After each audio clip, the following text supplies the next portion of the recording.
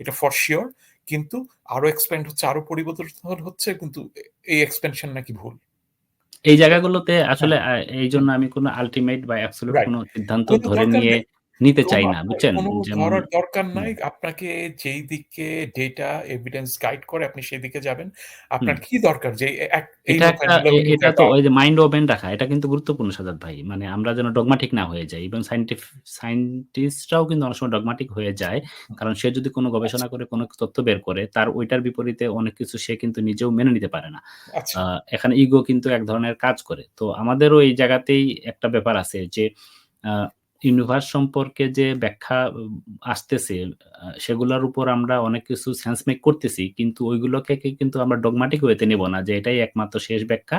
এরপরে আর কোনো ব্যাখ্যা আসবে না বা আসলে আমরা তখন হ্যাঁ, ওইটাকে বদলাবো রাইট। না। এবং আমরা তো হই, আপডেটেড হই, তাই না? এবং আমাদের হ্যাঁ, এবং রিথিংক এবং অ্যাডপ্ট করতে হয় আমাদের। আচ্ছা, রাইট। এবার চিন্তা করেন যে আপনি যেটা বলছেন চেঞ্জ করার নাকি, এই ইউনিভার্স কি চেঞ্জ নাকি আনচেঞ্জেবল। এই কোয়েশ্চেনটা টোটালি ইনভ্যালিড হয়ে যাবে যদি আপনি একটা সময় আমাদের স্পিসিস এই ক্ষমতা পায় যে ক্ষমতায় আপনি ইউনিভার্স তৈরি করতে পারেন। তাহলে তো আপনি এক্সাক্ট কম্পোজিশনে তৈরি করতে পারেন। তাহলে তার চেঞ্জ আর আনচেঞ্জ এর কোনো কোয়েশ্চেনই আসতেছে না। মানে ইউনিভার্স আপনি তৈরি করা বলতে কি বুঝাচ্ছেন? হ্যাঁ, এটা কিন্তু অ্যাকচুয়ালি থিওরিটিক্যালি কিন্তু পসিবল। এটা কি জানেন কিনা? এটা আপনি ইয়েতেও পাবেন, মিচিও কাকুর বইতেও পাবেন, ব্রায়ান গ্রিনের বইতেও পাবেন যে এটা মানে ইভেন আপনার এমন কোনো কঠিন মানে আপ আপ মেইন হচ্ছে যে আপনার এনার্জি হারনেস করা। যেমন ধরুন আমরা এখন পর্যন্ত আর্টিফিশিয়াল ব্লাক হোল তৈরি করার মতো আমাদের পাওয়ার নাই।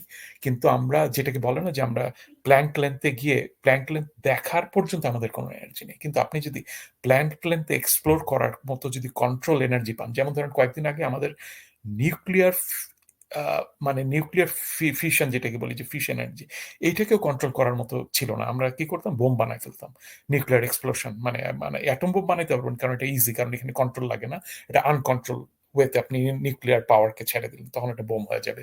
আর যখন আপনি কন্ট্রোল ওয়েতে করছেন তখন আপনি নিউক্লিয়ার পাওয়ার প্ল্যান্ট পাইতেছেন, যদি এটার অনেক ওয়েস্ট তৈরি হয়। তো সেম ভাবে এখন যদি আপনি যান যে 10 টু দি পাওয়ার -32 না কত বোধহয় আপনার প্ল্যাঙ্ক লেন্থ, এই পর্যন্ত দেখার জন্য যে পরিমাণ ইনস্ট্রুমেন্ট, যে পরিমাণ আপনার এনার্জি দরকার এটা আমাদের নাই অ্যাজ এ স্পিসিস। কিন্তু আপনি চিন্তা করেন যে কারণে যে কনসেপ্টগুলি আসতেছে সিভিলাইজেশন 1, 2, 3, 4, 5, আমি একসময় বলছিলাম হাইপোথেটিক, এটা হাইপোথিসিস হইলেও এটার পিছনে অনেক ম্যাথমেটিক্যাল গ্রাউন্ড ওয়ার্ক আছে। এটা জাস্ট ওইরকম আপনার ওই আপনার অ্যারিস্টোটেলিয়ান হাইপোথিসিস না। আমরা তো এটা ওই চিন্তাগুলো করবোই সাজাদ ভাই। একটু আগেই আমরা বলতেছিলাম আমাদের মস্তিষ্ক হ্যাঁ, কিন্তু আমাদেরকে হ্যাঁ। ওই রেস্ট